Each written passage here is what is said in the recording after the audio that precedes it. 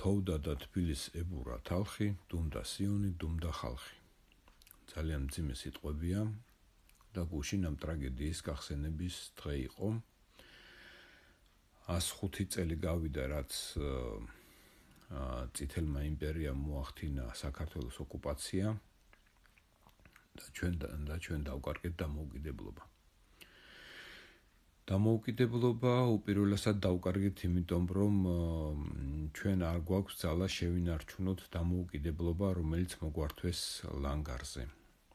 ასე იყო მაშინ და ასე იყო 90-იანებშიდაც.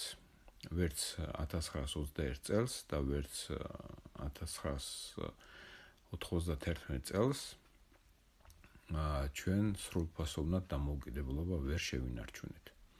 მაშინ საერთოდ დაიკარგა დამოუკიდებლობა და ჩვენ აღმოჩნდით სხვა დიდი სახელმწიფო შემადგენლობაში. ეხლა უკვე კი ვართ დამოუკიდებლები, მაგრამ არასრულფასოვანი სახელმწიფო ვართ.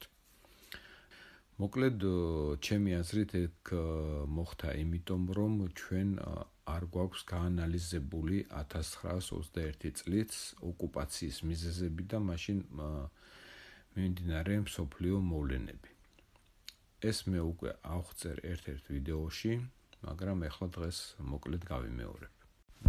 ბრძოლა საქართველოს დამოუკიდებლობისთვის 1921 წელს მე ზუსტად ასე დავარქმევდი ბრძოლას საქართველოს დამოუკიდებლობისთვის და არა ბრძოლა საქართველოსთვის, რადგანაც ბრძოლა საქართველოს დამოუკიდებლობისთვის იყო, მაგრამ ეს არ იყო ბრძოლა საქართველოსთვის. ის წითელი არმია, რომელიც შემოვიდა აქ და მოახდინა ქვეყნის ოკუპაცია, რომ დამარცხებულიყო და გაბრუნებულიყო უკან, მაშინ აქ ჩაერთვებოდა ის ზრახვები და ის გეგმები, რომელიც ჰქონდა ევროპას საქართველოს დაშლის და განაწილების კუთხით. კერძოდ ეს ბათუმი და მთელი სამხრეთ საქართველო გადავიდოდა თურქეთის შემადგენლობაში გერმანიის თაოსნობით. რასაკვირველი ექსევრის ხელშეკრულებაში იყო აღნიშნული, რომ ბათუმი უნდა ყოფილიყო სომხეთის შემადგენლობაში, ანუ რაღაც გაურკვეველი ფორმულირებები რო არის ხოლმე, საბოლოოდ მე ისე გადაწყდება, როგორც ძლიერი მოინდომებს. დაახლოებით, როგორც ლორესთან შემთხვევაში რაღაც ნეიტრალურ ტერიტორიად გამოაცხადა ეს და შემდეგ უკვე გადაეცა სომხეთს, ხო, ინგლისის დაჟინებული მოთხოვნით.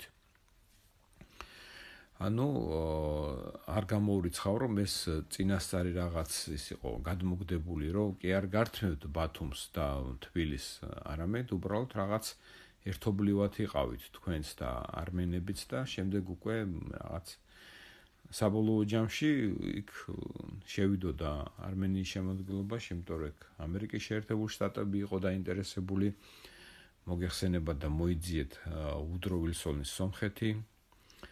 არა იყო და როგორც საზღვრებში იყო ის და სავარაუდოდ შემდეგ დასავლეთი მივიდოდა იმ გეგმასთან, რომელიც უკვე ჩამოყალიბდა 1990-იან წლებისთვის, ანუ ბათუმი ისევ თურქეთისთვის იქნებოდა, რადგანაც გერმანია ამას მოითხოვდა და სომხეთს გადაექცემოდა გასასვლელი ჯავახეთიდან სამეგრელოში.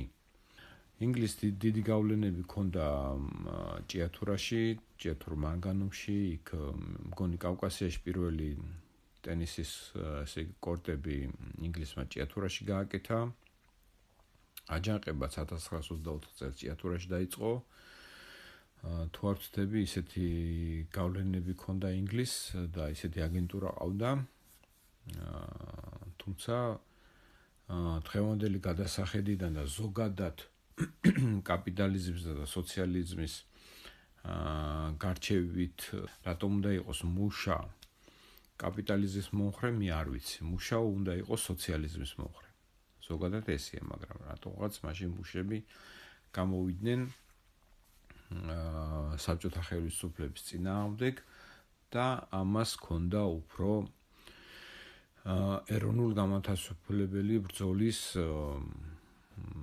ელფერი. ამ სოუსით იყო ეს შეკაზმული.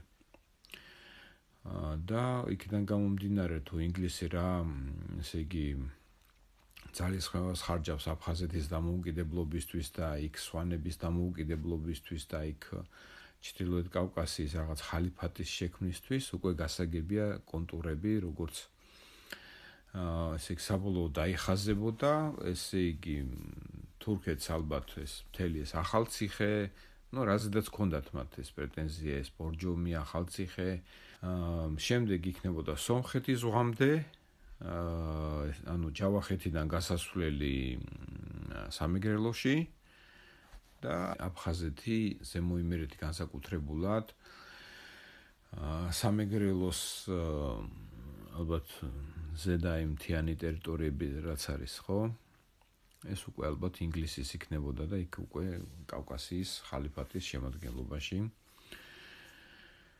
არავინ არ გააჩერებდა აქ მართლმადიდებლობას, ეგ გამორიცხულია, ну, მაქსიმუმ შეიძლება კათოლიკები ყოფილიყვნენ და ქართველები გამხდარიყვნენ კათოლიკები.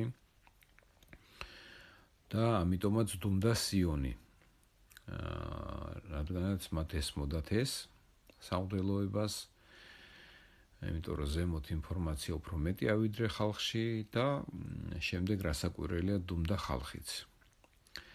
და ხალხი იმიტომ დუმდა, რომ თბილისი არ არის და საქართველო რაღაც არც რუსეთი, არც შეერთებული შტატები, რომ ის რაც ხდება თბილისში, არ იყოს ცნობილი ქუთაისში და ხალხში რაღაც დონეზე მაინც არ იყოს ცნობილი. ამიტომ ხალხმა და ეკლესიამაც ეს გააცნობიერა თუ რა უნდოდა ევროპას ჩვენგან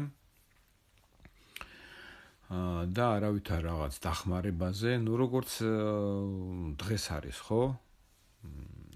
ევროპა გვიყურებს მუშტრის თვალით, რომ რა გამოგვტყაოს და რა წაიღოს თავის ინტერესების მიხედვით, არავითარ ქართული ასე ვთქვათ, ინტერესები მათთვის მისაღები არ არის, საერთოდ მისაღები არ არის. ну, საფრანგეთი რასაკვირველია, სომხეთს არმენიას ლობირებს და ხარს უჭერს საქართველოს პოლიტიკურ სპექტრში არსებულ არმენულ პოლიტიკურ პარტიებს თუ დაჯგუფებებს. ეს მათი ასე ვთქვათ, გამტარი ინსტრუმენტია, მათი პოლიტიკის გამტარი ინსტრუმენტია. ძალიან გადავხვდი უკვე სხვა თემაზე და მოდი ისევ ამ თემას დავუბრუნდე. მაშასე ჩვენ არ შეგვიძლია დამოუკიდებლობის შენარჩუნება ესე ლანგარზე მორთმეული. ჩვენ დამოუკიდებლობა უნდა მოვიპოვოთ და შემდეგ შევინარჩუნოთ მომზადებულად. ჩვენ უნდა მოვამზადოთ ჩვენი დამოუკიდებლობა. ებრაელებს სახელმწიფო მოგეხსენებათ რა ხნის განმავლობაში არ ქონდათ და ისე შეამზადეს სიტუაცია და ისე შეამზადეს მსოფლიო და მდგომარეობა, რომ სახელმწიფო ჩამოაყალიბეს ისრაელში და უკვე ისრაელი მსოფლიო პოლიტიკის ერთ-ერთი სერიოზული მოთამაშეა. საქართველომ და ქართველებმაც დაახლოებით იგივე უნდა შევძლოთ და ჩვენი დასახრდენი არის რუსეთი. იმიტომ რომ ну რასაკვირველი არა რუსეთი, როგორც არის ახლა, არამედ რუსეთი. და თუ ჩვენ ვერ შევძელით მეტი, ეს ისევ ჩვენი ბრალია. იმიტომ რომ აი ეს ხალხი, რომელიც არიან ჩანერგილი ქართველებში და ადებილებენ და ეს მეხუთე კოლონა, ხო? რომელიც ყვირის რა რუსეთი სხვა არის და აი რუსი სალანძღავი სიტყვა გახდა, ხო? სტალინს უნდოდა ამის გაკეთება, იგი ამბობდა, რომ მე ვარ რუსი ქართული წარმოშობის. რატომღაც ახლა საფრანგეთში რომ თქვას ქართველმა, რომ მე ვარ ფრანგი ქართული წარმოშობისო და ან ამერიკელი ქართული წარმოშობის, ახლა რომ თქვან არავის ამისთვის რაღაც პროტესტის გზნობა არ გაუჩნდება, რატომღაც ალექსანდრე ბატონიშვილის სურათი იყო და ეს რუსეთის წინააღმდეგ მებრძოლი და ეს კაც რო შეხედავ ის ქართველი საერთოდ ნუ არ ვიცი, ახლა ეს არის ჩვეულებრივი მუსლიმი მებრძოლი, არც ჩაცმულობით და არც რაღაც იერით. იგი ქართველს არ გავდა, მისი ამხდელები კათოლიკები იყვნენ და არ ვიცი კათოლიკობა საერთოდ შეინარჩუნა თუ მე გამოსულმან და ეს არ ვიცი, აღარ მოვძებნი ინტერნეტში, არ მაინტერესებს. უბრალოდ საქართველოს მეხუთე კოლონა საქართველოსთვის როგორც გარუსებული ქართველია, ისევე გათათრებული ქართველიც არის. მაგრამ აქ ერთი მომენტია, ერთ მნიშვნელოვან მომენტთან მიდივარ ჩვენ ქართველების შეგუებლობა იმპერიისადმი. იმიტომ რომ მაინც გიპყრობს, ხო, საქართველოს ისეთ ადგილზეა, რომ ძალიან რთულია ჩვენთვის დამოუკიდებლობის შენარჩუნება. და ჩვენ უნდა დაუკვირდეთ, აი თურქეთში არა მარტო ქართველები ცხოვრობენ, არამედ ქართულ მიწაზე ცხოვრობენ ისინი და არავითარი ავტონომია, ენასაც და აი სახელი გვარიც არა აქვთ. ანუ ყოველ გვარად ყველანაირად იმ ხალხს აჩუმებენ და თავში ურტყავენ და საერთოდ დაკარგეს მათ ქართველობა და ქართველობის თქმაც ეშინია ჩვენებურებს ეძახიან ერთმანეთს, ხო? აი ჩვენებური, ანუ იქ ქართველს არ ეძახიან ერთმანეთს რა. ეშინიათ რომ თქვა რომ ქართველები არიან. ამავე დროს ირანშიდაც ხო ქართველები რომ ჩაასახლეს, კი გასაგებია რომ ისინი ქართულ მიწაზე არ ჩაასახლეს, მაგრამ ეთნიკური ქართველები არიან და მათ შეუცვალეს რელიგია რო შეუცვალეს გასაგებია, ზნე ჩვეულებებიც ალბათ ხო იქ და მათაც ეშინიათ ახლა ერთმანეთში რას საუბრობენ იქ სამზარეულოში, ეგ სხვა საქმეა. ანუ არც თურქეთი, არც ოსმალეთი და არც სპარსეთი არ არიან განწყობილი იმისათვის, რომ ქართველები შეინარჩუნონ როგორც ასეთი, თორემ არ ამგონია რაღაც აი თურქეთთან ეს როდის გაიხსნა საზღვრები და როგორღაც მოვდივართ და ურთიერთობები გვაქვს და შერეული ოჯახებით შეიქმნა და მიუხედავად ამისა რაღაც თურქეთი არ ჩქარობს რომ იქ ქართველებს სახელი გვარები დაუბრუნონ დაუკლარჯეთში და ქართული ავტონომია შექმნას. ამიტომ ისინი ეს ხალხი არ არიან განწყობილი იმისათვის რომ ჩვენ შეგვინარჩუნონ ქართველობა და რატო უნდა ვისწრაფოდე მე აი თურქეთისკენ ან ირანისკენ და რატო უნდა ვთვლიდე ალექსანდრე ბატონიშვილის დიდ ქართველად მე არ ვიცი, იმიტომ რომ შეუერთდე ირანს და მე გავხდე ირანელი, აი რატო მე არ მისმის, ხო? და თუ რომელიმე ქართველი თulis რომ აი რუსეთთან ურთიერთობა უფრო გვაწყობს ჩვენ, მართლაც ესეა რომ უფრო გვაწყობს და დაუკვირდით ამ ჩვენ შევინარჩუნეთ ქართველობა, ჩვენ ასე თუ ისე შევინარჩუნეთ საქართველო ქართულ მიწაზე, კი გვაკლია, კი ჩამოგვაჭრეს, მაგრამ ის რომ გვაკლია და ის რომ ჩამოგვაჭრეს, ეს ისევ ჩვენი ბრალია. ეს ისევ ჩვენი ბრალია აბსოლუტურად და ამას ეხლავე აგიხსნით. აქედან გამომდინარე რუსეთის იმპერია უფრო მისაღები აღმოჩნდა საქართველოსთვის, ქართველებისთვის, ვიდრე ოსმალეთი და სპარსეთი. ეხლა რა უნდა ყოფილიყო გამოსავალი იმ 20-იან წლებში წინა საუკუნის, როდესაც ჩვენ ლანგარზე მოგვართვეს დამოუკიდებლობა და თავისუფლება. ანუ რუსეთის იმპერია დაიშალა და უკვე კბილება ალესილი დაგვიწყეს ეხლა ევროპამ. აქეთ ისედაც ჩამზერილები არიან ეს ჩვენი მეზობლები, ხო, ყველა რომ რაღაც წაგლიტონ და წაგართვან და მით უმეტეს, როდესაც აი გაურკვეველია და ის ქოლგა, რასაც ერქვა რუსეთის იმპერია, მოიშალა. გამოსავალი რა იყო ამ შემთხვევაში? გამოსავალი იყო ის, რა პოზიციას დაიკავა ნოე ჟორდანიამ და არ უნდოდა რომ გამოეცხადებინა დამოუკიდებლობა და აიძულეს გერმანელებმა კატეგორიულად მოთხოვეს, რაღაც დაპირდნენ ალბათ დაცვას, მაგრამ როგორც აღმოჩნდა გერმანელებმა, იმიტომ მოთხოვეს დამოუკიდებლობის გამოცხადება, რომ ისინი რუსეთის იმპერიას ვერ წაართმევდნენ მიწებს. იმიტომ რომ უნდა ერთქვათ მე გასასამართლებელი რომ რუსეთის იმპერიის მიწები კი არ გადავეცით ჩვენს მოკავშირე თურქეთს, არამედ საქართველოს მიწები გადავეცითო რა და თქვენ თუ გაქვთ პრეტენზია, ანუ რუსეთო წითელი რუსეთი იყო თუ მწვანე რუსეთი იყო, მნიშვნელობა არ აქვს, აი მიდით და დაიკავეთ, არ ვარ წინააღმდეგი, ხო? გავაგდოთ ინგლისელები, გავაგდოთ ფრანგები, ფრანგული ინტერესები აქედან და ჩვენ არ ვიქნებით წინააღმდეგი, შედით და დაიკავეთ საქართველოს ტერიტორია, მაგრამ სანამ საქართველო იყო დამოუკიდებელი და დაუცველი და ესე იგი მოტყუებული, ამით გერმანიამ გადასცა ქართული მიწები თურქეთს და მოიმადლიერა თურქეთი. ამით ჩაიჭირა ისინი, ასაკურელია რომ თურქეთი ახლა თუ რაღაც ზედმეტ ნაბიჯებს გადადგავს, მათ საუცილებლად გაახსენებენ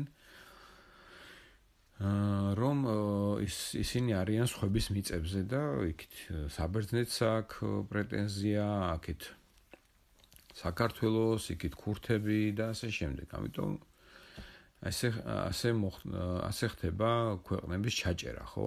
თავის მოკავშირედ იმპერიების ცნობილი პოლიტიკაა.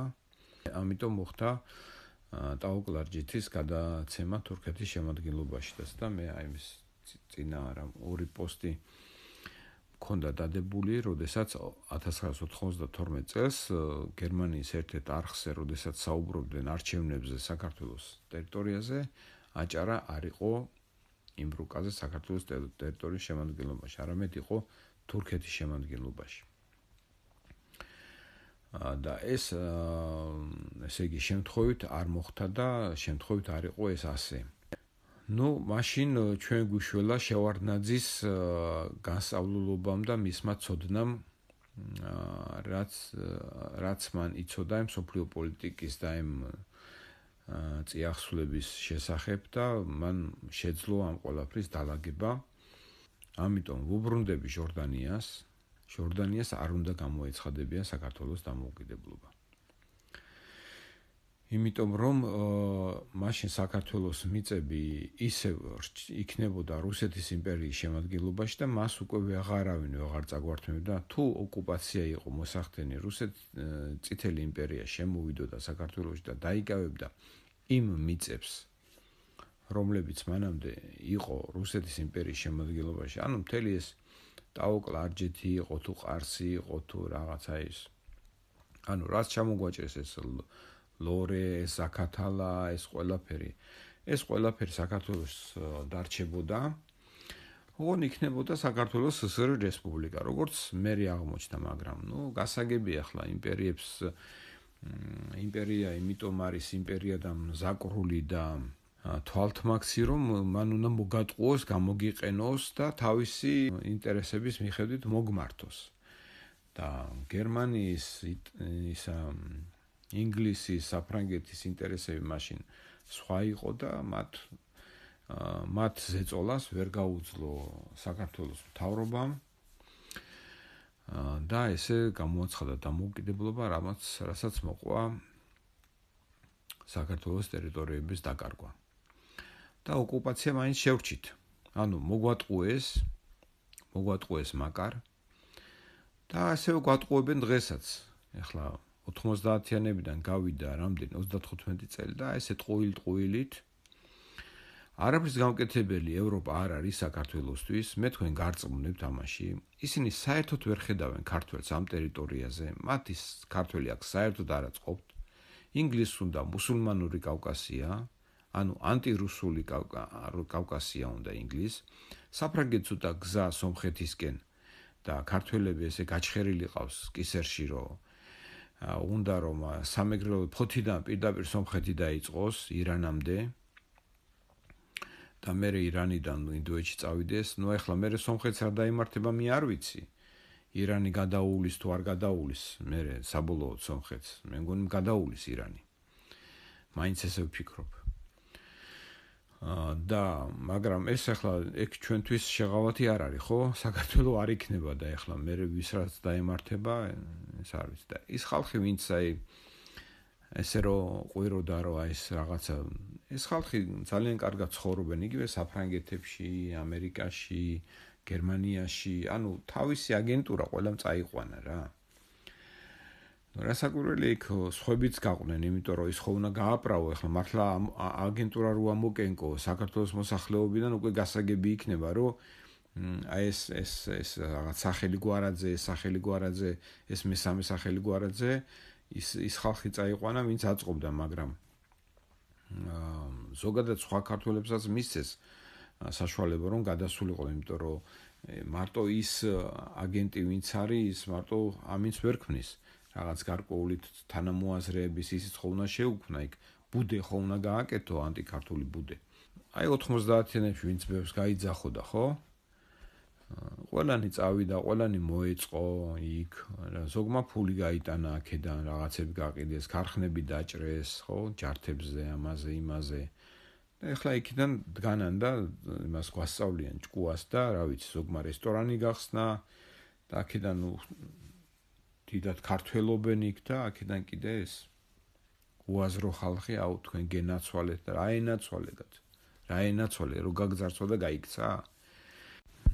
და მივედით დასკვნამდე. დამოუკიდებლობა უნდა მოვიპოვოთ და ისე რომ ეს უნდა მოამზადოთ. ამას უნდა ძალიან დიდი აზროვნება, ამას უნდა ერთიანი ეროვნული იდეა. ისეთი აზროვნება, რაც ახლა არის ქართულ საზოგადოებაში. აი ეს რაღაც ემოციური, სადღეგრძელოებით აზროვნება, ესეთი აზროვნება ქვეყანას ვერ ააშენებს ვერანაირად. საქართველოს შექმნას და სახელმწიფოს ჩამოყალიბებას უნდა ძალიან დიდი მუშაობა, რაც ქართველებს არ უნდათ ეზარებათ, ელემენტარული აზროვნებაც არ უნდათ, იმიტომ რომ ესეც ეზარებათ. რასაც ეუბნები და ფაქტებს უდებ წინ, აბუჩად გიგდებენ, რაღაც აი საქილიკოთ ქმნიან და ის ურჩევნია რა ვითომ მაგარი ბიჭობა და ის რა ქვია გამოთქმა რო არის პანტი და როჟი ძენიგო რა აი სუფთა პანტავიკები არიან ქართველები რა აი პონტები ყველაზე ძვირია მათთვის აუ მე კი ვიცი ძმაო და ისა რო ისა აი ეს რატო ხდება კი ვიცი ძმაო და ესე და აბა თქვი ვეუბნები აბა რა იცი ახლა და აუ ეხლა ძმაო და ეხლა ეს არაფერი არ იცი რა იცი ჩემზე მეტი ვინ რა იცით საერთოდ საქართველოში ვარ პირველი ადამიანი რომელიც საუბრობს ამ თემებზე ისე როგორც ისინი იყო აი ქართველი ხალხისთვის ვინც საუბრობს და ამბობს როგორც არის და როგორც უნდა გავაკეთოთ ეს ვარ მარტო მე დანარჩენი არის აი ნახევრად სიმართლეს მთქმელი ხალხი და ეს რაღაცა ვითომ პოლიტიკური პარტიები და მე გაიხედავ და იქ დეპუტატად ვიღაცა 25 წლის გოგოები ყავთ წარდგენილი და ანუ ის არა და თვითონ არიან რაღაც 30-35 წლის ისინი ბიჭები და რაღაც პოლიტიკაში უნდათ მოვიდნენ რომ ცხოვრება მოიწყონ და უყურონ იქ პარლამენტის კორიდორებში ის ლამაზმანებს და ესეთ ცხოვრებისკენ ისა და ეს ხალხიც კიდე პირდაღებული ხალხი და შენ გენაცვალე ძმაო და რაღაცა ის გამოვა და ის მანქანები არ უნდა იყოს ხო აბა რა ახლა ევროპელის საჯდომ გამოსმული როდემდე უნდა იცხოვროთ ევროპის საჯდომ გამოსმულები როდემდე უნდა იყოთ ჯერ ის არ ყოფნის ჩვენი ქალები რომ გავაგზავნეთ და იქ საჯდომს უწმენდნენ ახლა აქ ჩამოვიდეს ევროპელის საჯდომი როდემდე უნდა ვიყოთ ესე მათი შემყურე და ჩავიდეთ ბრიუსელში და აი რუსეთმა დაგვჩაგრა და გვიშველეთ და ესა და ნუ სირცხვილია უბრალოდ რა ეხლა აი რომელმა აი კავკასიიდან რომელმა ნაციამ გაუშვა თავისი ქალები იტალიაში და საბერძნეთებში და იმეებში აი მარტო ქართველებმა ჩვენ გადავიქეცით ანუ ჩვენ ევროპამაც და ამერიკამაც გვაჩვენა რისთვის უნდივართ ხო ჩვენ უნდივართ მოსამსახურეებად ხო და კიდევაც გაგხადეს რაღაც მარწყვის კრეფავები ვართ გერმანიაში ისა პენსიონერების მოვლელები ვართ იტალიაში საბერძნეთში თურქეთში ეთი როდის უვლიდა ქართველი ქალი რუს ბაბუშკებს რუსის პენსიონერებს ანუ დამოუკიდებლობა ჩვენ არ უნდა გამოგვეცხადებია არც წინა საუკუნის 20-იან წლებში არც წინა საუკუნის 90-იან წლებში იმიტომ რომ ჩვენ არ შეგვეძლო ამ დამოუკიდებლობის შენარჩუნება დამოუკიდებლად დამოუკიდებლობა უნდა გამოვაცხადოთ მაშინ როდესაც ჩვენ ვართ ამისთვის მზად და როდესაც ამას არ მოყვება ჩვენი ბიჭების დახოცვა და ჩვენი ტერიტორიების დაკარგვა ეხლა წარმოიდგინეთ რომ უკვე მქონდა ამაზე ვიდეო 90-იანებში არ ყოფილიყო აქ ომი და მთელი ეს თურქეთ-რუსეთის ურთიერთობები გასულიყო საქართველოს ტერიტორიაზე აი რა საწარმოები შეიქმნებოდა აქ და რამდენი ფული შემოვიდოდა საქართველოში ამ ურთიერთობებით ან რუსეთ-ირანის ესე იგი სავაჭრო ურთიერთობა და მთელი ეს ფულის ნაკადები, რომლებიც გადიოდა რუსეთიდან თურქეთისკენ, ირანისკენ ან კიდე სხვაგან გასულიყო საქართველოს გავლით, მთელი ეს ტვირთები და ასე შემდეგ ყოფილიყო საქართველოს გავლით. წარმოიდგინეთ რა დიდ მოგებას მივიღებდით ჩვენ და როგორ აშენდებოდა ჩვენი ქვეყანა. ამიტომ ყველაფერი კარგია თავის დროზე. ამ ორმა ტრაგედიამ, რომელიც დატრიალდა წინა საუკუნეში 20-იან წლების ტრაგედიამ და 90-იან წლების ტრაგედიამ, ეს ნათლად გვაჩვენა და ეს აღარ უნდა განმეორდეს. არ ვიცი ახლა. რამდენჯერ უნდა დავაბიჯოთ ერთი და იგივე ნაღავს ფეხი, მე არ მესმის. თუ ასე რთულია ამასზე დაფიქრება და ამის ფიქრი. მით უმეტეს რომ მე გეუბნებით და გეხსნით როგორც არის და დაღეჭილს გაძლევთ. დაღეჭილს დამუშავებულ ინფორმაციას გაძლევთ, უბრალოდ სულ ცოტა დაფიქრება უნდა რომ ეს ამან გაიაროს თქვენს ტვინში და თქვენ რაღაც აზროვნება შეგეცვალოთ და გალღვეს ის გაყინული ტვინი რომ ესეთი შეცდომები უკვე შემდგომში აღარ მოხდეს, აღარ დაუშვათ და უფრო განვითარდეთ და უფრო განვამტკიცოთ ჩვენი დამოუკიდებლობა და ჩვენი ქვეყანა. გამოიწერეთ არხი, გააზიარეთ არხი, დააფინანსეთ, გააკეთეთ დონაცია და გვპირდებით, რომ თქვენი აზროვნება უფრო საინტერესო გახდება. დიდი მადლობა.